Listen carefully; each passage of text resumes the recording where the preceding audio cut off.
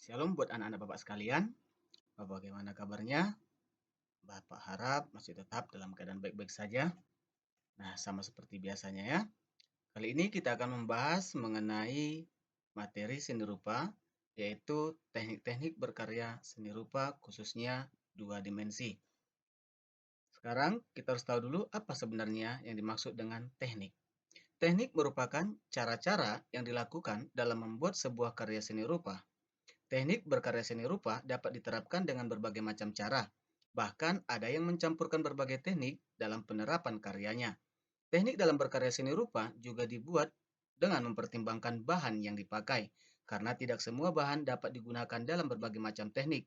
Adapun teknik-teknik yang sering digunakan atau yang diterapkan dalam menggambar adalah sebagai berikut. Yang pertama adalah teknik arsir.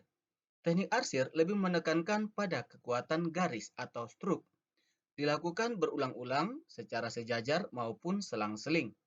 Hal ini dilakukan untuk memberikan kesan terang gelap pada objek gambar, atau dapat dilakukan secara sejajar dengan memperhatikan kerapatannya. Semakin rapat arsiran, maka dapat menyebabkan objek terkesan gelap, dan sebaliknya, semakin jarang goresannya, maka objek akan terkesan terang.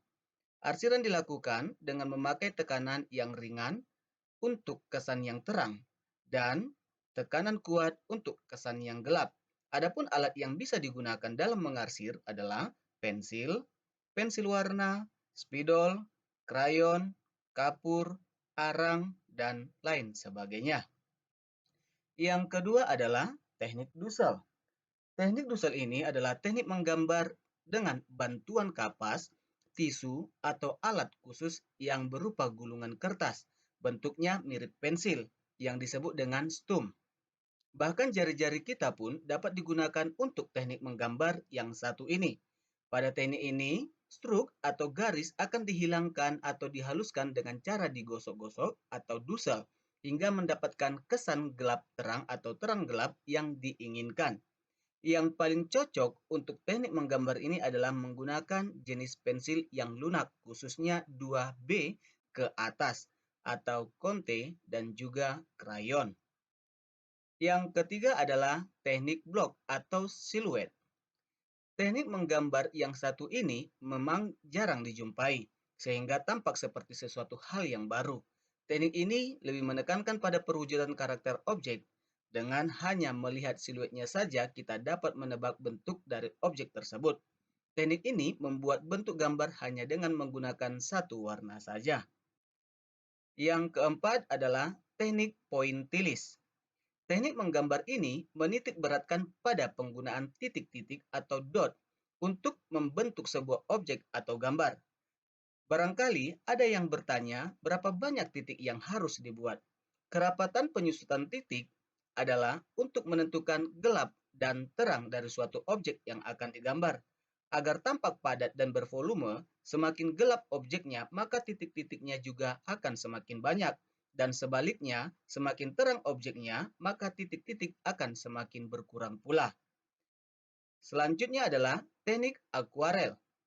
Teknik akuarel atau teknik cat air merupakan cara menggambar dengan menggunakan bahan cat air dengan hasil tembus pandang dan tampak transparan dengan melalui sapuan warna yang tipis. Inilah yang menjadi ciri khas dari teknik transparan ini, di mana warnanya tipis dan menjadi poin penting dan utama.